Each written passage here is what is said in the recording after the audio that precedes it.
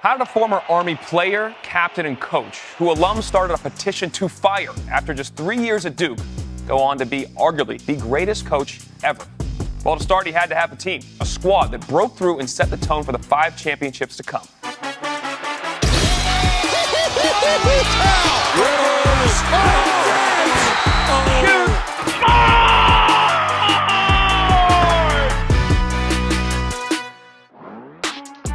In the 1980s, Duke became a known commodity that just kept falling short. The foundational 1985-86 team won 37 games, but just missed out on a title. Beginning in 1988, the Blue Devils made it to 5 straight Final Fours. That's crazy. Mike Krzyzewski had gone from an unknown, first of all, it's K-R-Z-Y, to a coach facing very real questions about whether he could win the big one, especially after losing to UNLV by 30 in the 1990 National Final. His response? Helping Duke become the first team to win back-to-back titles in 20 years in 1991 and 92. But who were these guys? How'd they do it? And why are they so important to Coach K's legacy? Just hearing the name Christian Laettner can elicit a strong emotional response of praise, but more commonly, they're an effigy. However, his talent was clear for all to see. Without question, one of the greatest college players ever to play the game. We had the best player in the country and the best competitor, and he was Christian Laettner. Competitive and arrogant and whatever. I definitely am in some ways. Laettner talked the talk, but he definitely walked the walk. Most outstanding player of the 1991 NCAA tournament. Consensus National Player of the Year in 92. An excellent scorer, rebounder, elite at both getting to the line and sinking his free throws. Then there's Bobby Hurley, the son of a Hall of Fame high school coach and a true floor general from the moment he stepped on campus. He still owns both the D1 freshman and career records for assists. And as an undersized guard who could shoot it too, he was an inspiration to some.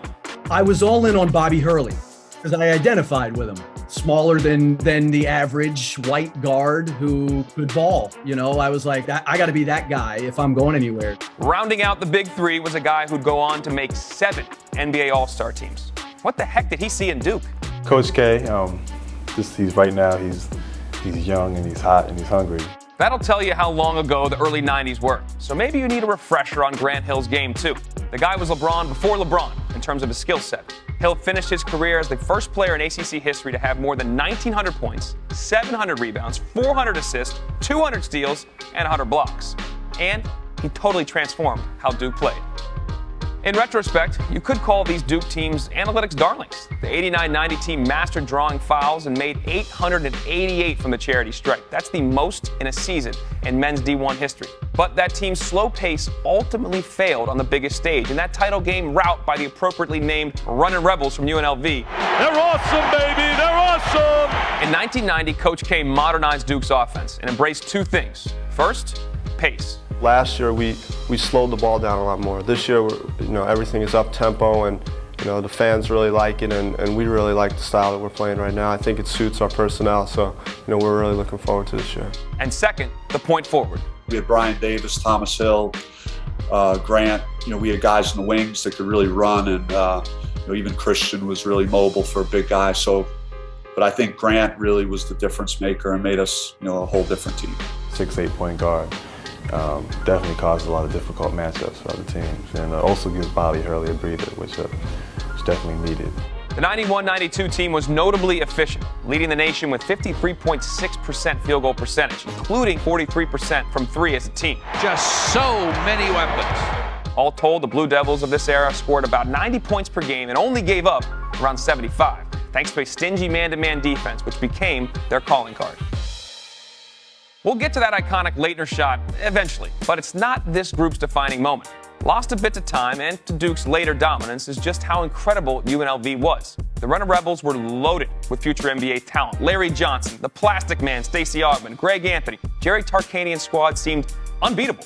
But the Devils had to put that embarrassing loss behind them, and fast. There was some crying going on in the locker room, but it took me about 5 or 10 minutes to realize how good of a season we did have. And yes, I was very disappointed we lost to UNLV. Us being beaten or killed by 30 points really didn't make a difference to me. It was just that we had lost. It started right after the game with Coach K. His comments were very stern in the locker room, and we're never going to perform like that again. You put this uniform on, this is not how we're going to play in these type of games. So he sent the message, I think, pretty clear to everybody. And then that offseason was pretty uncomfortable. Just as far as we had gone, just how we performed was unacceptable. And I think the players that did return kind of internalized that. In '91, Duke ran through its first 4 NCAA tournament opponents by an average of 19 points per game. But waiting for them in the Final Four, UNLV, the defending champs, riding a 45-game winning streak dating back to the previous season. They were one of the best college basketball teams of all time. Thriving in moments like this is what earned Coach K his reputation. His coaching staff did not want to show the tape of their blowout loss from the year before. They were a different team after all. He was adamant saying, oh no, we're showing it to them. And we're going to show them all the mistakes we made, and that if we eliminate those mistakes, we'll be in the game. Vegas doesn't play in close games. So if we're in a tight game at the end, we're going to know how to execute because we do it all the time, and it's going to be foreign to them. Everyone thinks we're going to lose. We're there.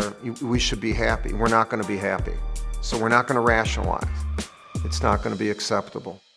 It was the best preparation that I've ever seen from a head coach. Just that week leading into the Final Four, just to kind of build us up and get us really riled up to play. He wanted to just eliminate any ounce of being unsure of yourself. And probably it all came true.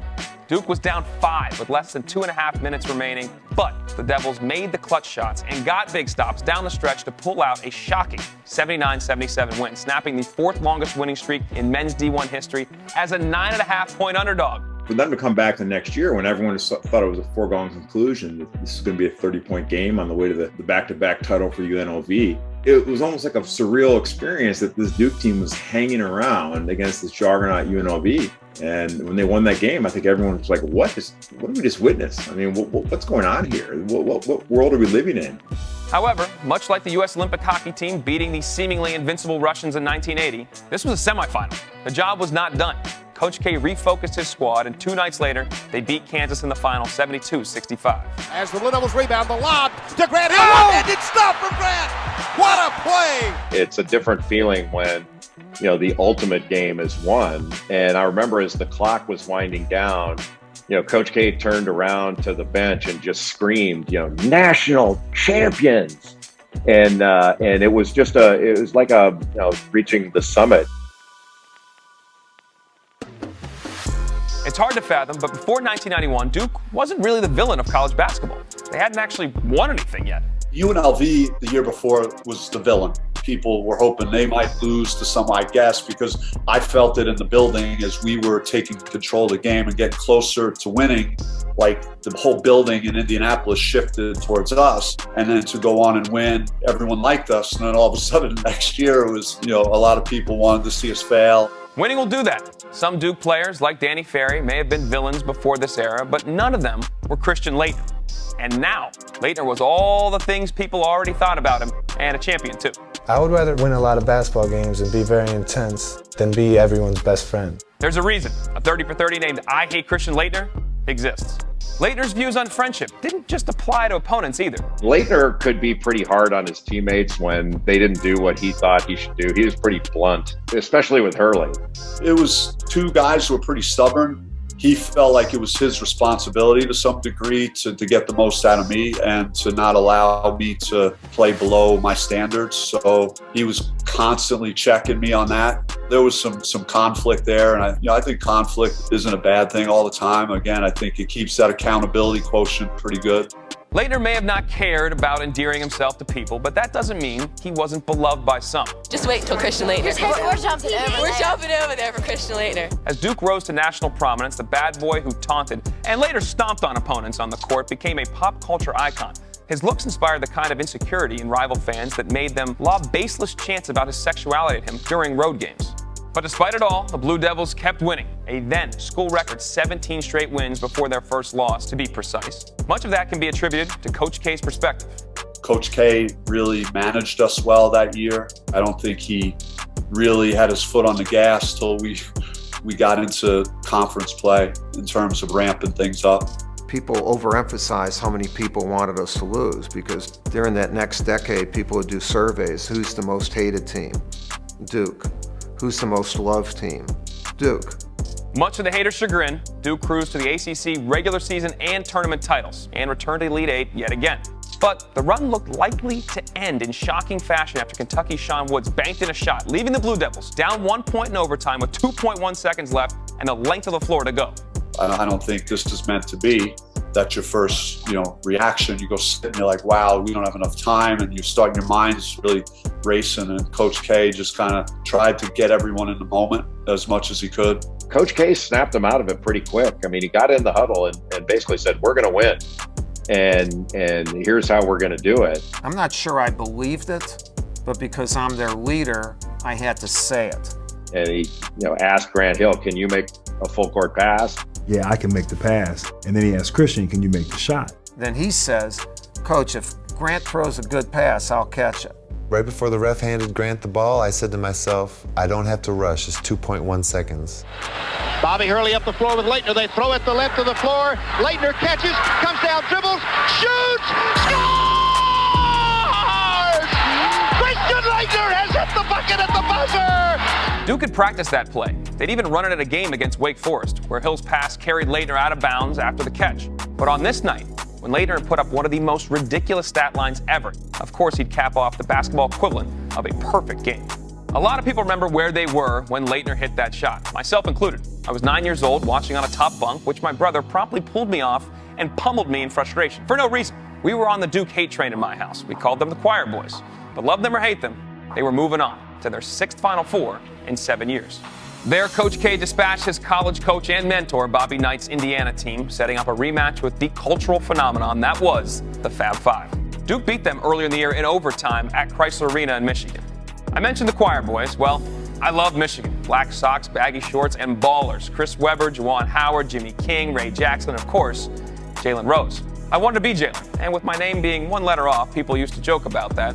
Fewer people wanted to be any Blue Devil, and this crystallized something else about Duke, generally, and Christian Laettner specifically. Duke had the perception of being a white boy school, white boy program, and then here comes the perfect supposed white boy. There was just a lot of people that just did not like Duke basketball. We're slapping the floors and taking charges, and we're doing all this gritty stuff. The perceived white boy school doing the gritty stuff versus UNLV and Michigan teams full of black superstars who played exciting ball with unapologetic confidence. Rooting for Duke was simply not cool, which meant a lot of America was happy when Christian Laettner struggled in the first half of the title game to the tune of 5 points and 7 turnovers. It was time for Bobby Hurley to turn the tables. Can't remember exactly what I said, but it was full Jersey City. And he responded, he accepted the criticism from people that normally wouldn't go at him like that. And I don't know if that helped, but he had a heck of a second half. Laettner only missed one shot, scored 14, didn't turn it over once as Duke turned a 1-point halftime deficit into a 20-point national championship win. The Blue Devils never ceded their #1 ranking the entire season. The back-to-back thing was really fun. Different feeling than the year before, but satisfying in a way for that group to have been expected to do it. Didn't lose the #1 ranking. Since UCLA, no one had gone back-to-back, so that was something that was on our radar.